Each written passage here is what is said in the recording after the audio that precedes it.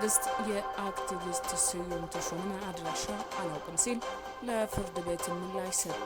ወስፌ ስለጉም ቅቤ አይወጋም ሲሉም በእስር ላይ ያሉት የአማራው ምሁራኑ ከመንግስት ለስም አጥፊዎች የሚሰጥ ከለላ ሲሉም ተቃውመዋል። በእስር ላይ የሚገኙትንና ጉዳያቸውን በፍርድ ቤት እየተከታተሉ ያሉት አቶ ዮሐንስ ባያለውና አቶ ክርስቲያን ታደለ ታጥቀው መንግስት እንገለብጣለን የሚሉ ክሶች በአሁኑም የአማራ ምሁራኑን ወደ እስር የመለሰው ጉዳይን በተመለከተ ከፍርድ ቤት እየወጡ ያሉ መረጃዎችን እንዲሁም ከአክቲቪስት ስዩም ተሾመ ጋር የተገናኙ መረጃዎችን ልናደርሳችሁ ነው። በሌላኛው አበይት ርዕሳችን ደግሞ ከዚሁ ከአማራ መረጃችን ሳንወጣ የአማራ ፋኖ ቡድን በዋሽንግተን ዲሲ ሌላ ውዝግብ ውስጥም ገብቷል። በዲሲ አቶ ገዱ አንዳርጋቸውና የሰማያዊ ፓርቲ የቀደመው ሊቀመንበር የነበሩት ኢንጂነር ይልቃል በእጅ ቦክስ ድረስ ያሰናዘራቸው የዋሽንግተን ዲሲ የመንግስት አካል የገባበትን ጉዳይንም በመረጃ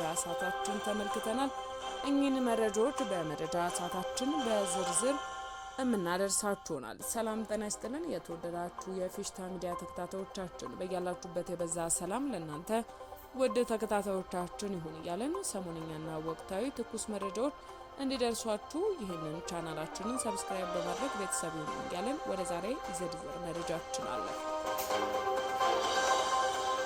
ወደ ዝርዝር መረጃችን ስናልፍ እኔን አጃቢዎቹ ሰዱኝና ቤቱን ላሳያችሁ ሲሉ አቶ ክርስቲያን ታደለ ተናገሩ። መንግስት የአክቲቪስት ስዩም ተሾመን አድራሻ አላውቅም በማለት ነው ለፍርድ ቤት ምላሽም የሰጠው። መንግስት የመከላከያ የክብር አባል ያደረገውን የአክቲቪስት ስዩም ተሾመን አድራሻ አላውቅም ሲል ለከፍተኛ ፍርድ ቤትም ገልጿል። ግለሰቡ በእስር ላይ የሚገኙትንና ጉዳያቸው በፍርድ ቤት እየተከታተሉ ያሉትን አቶ ዮሐንስ ባያለውንና አቶ ክርስቲያን ታደለን ስማቸውን በመጥቀስ ታጥቀው መንግስት እንገለብጣለን ብለዋል በማለትም በፍርድ ቤት ሂደት ላይ ተጽዕኖ በመፍጠር በችሎት መድፈር ተከሰዋል።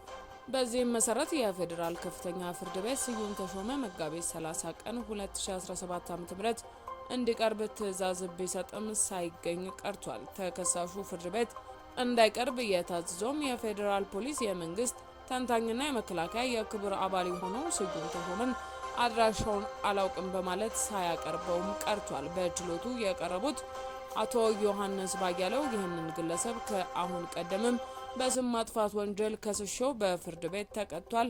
ቋሚ አድራሻ ቢኖረውም ፖሊስ በተደጋጋሚ ሄዶ እያየ ሰላምታ እየሰጠው ነው የሚመለሰው ሲል አስተያየታቸውንም ሰጥተዋል። በተጨማሪም ተከሳሹ ያኔ የተቀጣው ቅጣት ባለመፈጸሙና ትምህርት ባለማግኘቱ አሁን ተመሳሳይ ድርጊት እየፈጸመ መሆኑንም አቶ ዮሐንስ ተናግረዋል። አቶ ስዩም ተሾመ መንግስት ቤት የሰጠው ደሞዝ የሚከፍለውና ተሽከርካሪና ጥበቃ የመደበለት የመንግስት አክቲቪስት እንደሆነ የተናገሩት አቶ ዮሐንስ አማራ ቢሆን ኖሮ ፖሊስም ሆነ አቃቤ ሕግ ከየትም ፈልጎ አንጠልጥሎ ያመጡት ነበርም ብለዋል። ሌላው ከሳሽም አቶ ክርስቲያን ታደለ በበኩላቸውም የፌዴራል ፖሊስ አድራሻውን አላውቀውም ማለት ወስፌ ሲለጉም ቅቤ አይወጋም የሚለውን አባባል እውነተኝነት እንደሚያሳይም ተናግረዋል። አቶ ክርስቲያን እኔ አጅባችሁን ውሰዱኝና ቤቱን ላሳያችሁ፣ የመንግስት ሹመኛ የሚጠብቀው የፌዴራል ፖሊስ አካል እኛን የህዝብ እንደራሴዎችን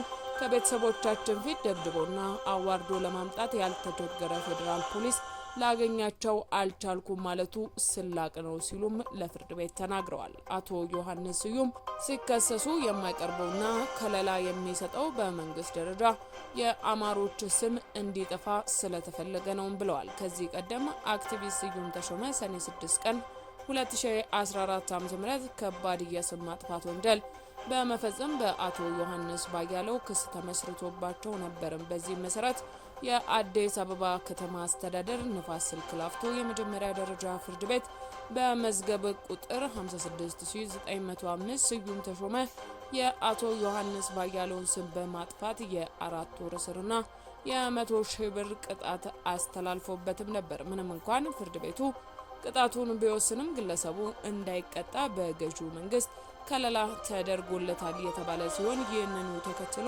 የትኛውን ፍርድ ቤትና ፖሊስ እኔን መያዝ አይችሉም ሲሉም በሚዲያ መናገራቸውንም አስታውሰዋል። ምንም እንኳን ፍርድ ቤቱ ቅጣት ቢወስንም ግለሰቡ እንዳይቀጣ በገዢው መንግስት ከለላ ተደርጎለታል የተባለም ሲሆን ይህንኑ ተከትሎ የትኛውን ፍርድ ቤትና ፖሊስ እኔን መያዝ አይችልም ሲል በሚዲያ መናገሩንም አስታውሰዋል። የጸጥታ ኃይሉም ወንጀለኛውን ለሕግ አቅርቦ ፍርድ እንዲፈጸም ሳያደርግ ቀርቶ አሁንም ግለሰቡ ተመሳሳይ ጥፋት እየፈጸመ እንደሚገኝም ታውቋል ነው የተባለው። ፍርድ ቤቱም በድጋሚ የፌዴራል ፖሊስ ስዩም ተሾመን እንዲያቀርባቸው ለሚያዝያ 8 ቀን 2017 ዓ.ም ቀጠሮ ሰጥቷል።